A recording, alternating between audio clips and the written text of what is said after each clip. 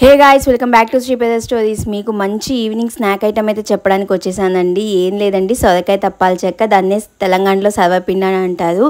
పిల్లలు మరియు పెద్దవాళ్ళు ఇద్దరు ఎంతో ఇష్టంగా తినే మంచి స్నాక్ ఐటమ్ని అయితే మీకు అయితే చూపించేద్దాం అనుకుంటున్నాను అండి. చాలా సింపుల్, ఈ మధ్య బాగా ట్రెండింగ్ అవుతుంది. తప్పాల చెక్క ఇదివరకు అయితే నార్మల్గా చేసుకునేవాళ్ళు, ఇప్పుడు సొరకాయతో కూడా ట్రై చేస్తున్నారు. నేను కూడా ట్రై చేశాను ఎట్లా ఉంటుందా అని చెప్పి. చాలా అంటే చాలా బాగా వచ్చింది. ఫస్ట్ అయితే ఒక అర ముక్క సొరకాయని మంచిగా తురిమేసుకోండి. లేత ముక్క అయితే విత్ గింజలతో సహా వేసేసుకోవచ్చు. చాలా అంటే చాలా టేస్టీగా ఉంటుంది. దానికోసం మనకి నార్మల్గా తెలిసిందే కదండి, సర్వపిండిలో ఏమేమి వేస్తామో మనం.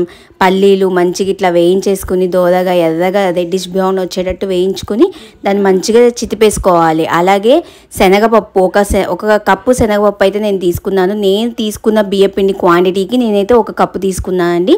మీకు తగినంత వేసుకోవచ్చు, అంటే ఇంట్లో ఎంతవరకు ఇష్టపడతారో శనగపప్పు దాన్ని బట్టి వేసుకోవచ్చు అండి.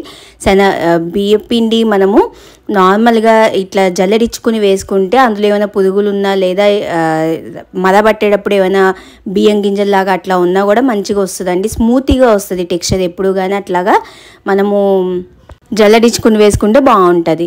దానికోసం నేను ఒక స్పూన్ ఉప్పు, ఒక స్పూన్ కారం వేసుకున్నానండి. చిటికెడు పసుపు వేసుకున్నాను. అలాగే పచ్చిమిర్చి చీలికలు నేను ఇట్లా కట్ చేసుకున్నాను, ఎందుకంటే మా ఇంట్లో చిన్నపిల్లలు ఉన్నారు, వాళ్ళు కూడా తింటారు కాబట్టి. వాళ్ళకి ఇష్టం లేనప్పుడు ఆ పచ్చిమిర్చి తీసేసుకుని మిగతా తింటారు. నార్మల్గా అయితే చాలామంది ఏం చేస్తారంటే ఉల్లిపాయ, పచ్చిమిరపకాయ, జీలకర్ర 3 మిక్సీ పట్టేసి ఆ పేస్ట్ని వేసుకుంటారు. అందులో మిక్స్ అయిపోతుంది, కారం కారంగా స్పైసీగా బాగుంటుంది అని చెప్పి. బట్ నేను పిల్లలు కూడా తినాలి కాబట్టి ఈ రకంగా నేను ట్రై చేశాను. అలా ఎక్కువగా స్పైసీ కాకుండా ఉండాలనుకున్నప్పుడు మీరు ఇలా చేయండి, బాగుంటుంది, ఈజీగా ఉంటుంది.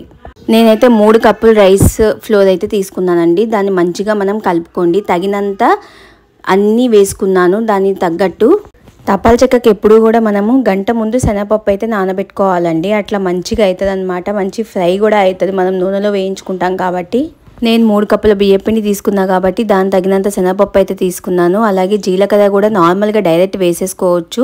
అలా కాకుండా ఇష్టం లేని వాళ్ళు పళ్ళలో ఇరుకుతుంది అని అనుకునే వాళ్ళు అయితే నార్మల్గా ఇందా చెప్పా కదా, ఉల్లిపాయ పచ్చిమిర్చి, జీలకర్ర 3 మిక్సీ పట్టేసుకుని వేసుకోవచ్చు అండి పేస్ట్. అది కూడా చాలా అంటే చాలా బాగుంటుంది. ఇప్పుడు మనము సొరకాయలో ఉన్న నీళ్ళతోనే మంచిగా పిండి అంతా కలుపుకోవాలండి. ఇన్ కేస్ సరిపోకుంటే కొంచెం కొంచెంగా నీళ్ళు యాడ్ చేసుకుంటూ మెత్తగా కలుపుకోవాలి ఎప్పుడు కానీ.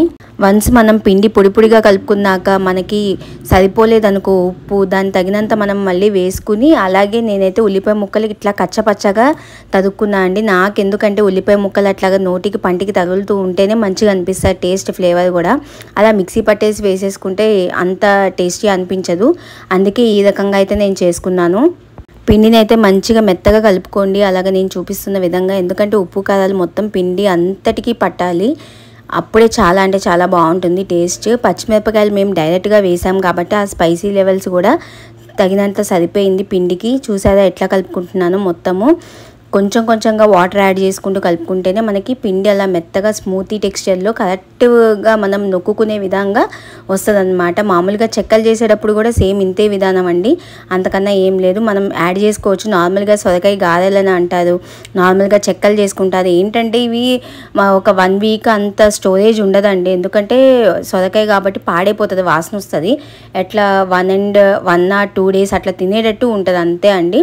నార్మల్గా గారెలు కూడా చేసుకుని తినచ్చు. ఇంతేనండి ప్రాసెస్, ఏం లేదు. గారెలుగా నొక్కుని మనం ఆయిల్లో చేసేసుకోవడమే. బట్ తపాల చెక్క ఏంటంటే మనం మంచి మందంగా ఉన్న కడాయి అయితే తీసుకున్నాక దాంట్లో కొంచెం ఆయిల్ వేసుకుని, అప్పుడు మనం ఈ కొంత తగినంత పిండి చిన్నగా కావాలనుకుంటే చిన్నగా, పెద్దగా కావాలనుకుంటే కొంచెం పెద్ద సైజు ముద్ద తీసుకుని మనం ఇట్లా నొక్కుకోవడమే.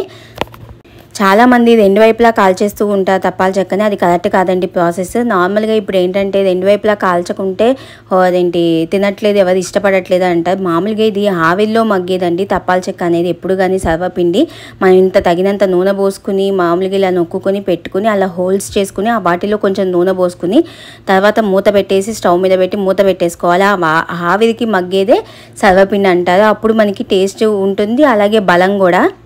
మా అమ్మ అయితే 2 స్టవ్ల మీద 2 కడాయిలు పెట్టేసి 2 ముద్దలు అయితే చేసి 2 తప్పాల చెక్కలు అయితే పెట్టేసింది. కనీసము అసలు నార్మల్గా పాతకాలం పద్ధతి అయితే ఒక సర్వపిండి అంటే ఒక తప్పాల చెక్క అవ్వాలంటే 20 నిమిషాల దాకా పడుతుందండి. నార్మల్గా మెత్తగా చేసుకునేదే సర్వపిండి. ఇప్పుడు చాలామంది ఏం చేస్తున్నారంటే హోటల్స్లో బాగా డీప్ ఫ్రై చేసేసి అలాగా 2 వైపులా క్రిస్పీగా అయిపోయేటట్టు చేస్తున్నారు. నార్మల్గా అయితే అది కరెక్ట్ ప్రాసెస్ కాదండి. నేను చెప్పిన విధంగా ఒకసారి ట్రై చేసి చూడండి. ఇలా క్రిస్పీగా చాలా అంటే చాలా ఎమ్మీ టేస్ట్తో వస్తాయి సొరకాయ తప్పాల చెక్క. అలాగే ఇందులో సెస్మీ సీడ్స్ కూడా యాడ్ చేసుకోవచ్చు అండి. అంటే నువ్వులు కూడా యాడ్ చేసుకుని తినేవాళ్ళు కూడా ఉంటారు.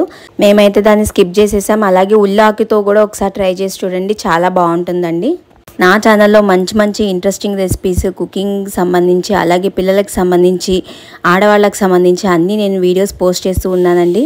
అన్ని ప్లేలిస్టులు క్రియేట్ చేసి నేను పోస్ట్ చేశానండి. ఎవరైనా ఇంట్రెస్ట్ ఉన్న వాళ్ళు వెళ్ళి చూడొచ్చు. అలాగే డివోషనల్కి సంబంధించిన వీడియోస్ అన్ని నేను షార్ట్స్గా పోస్ట్ చేస్తున్నానండి.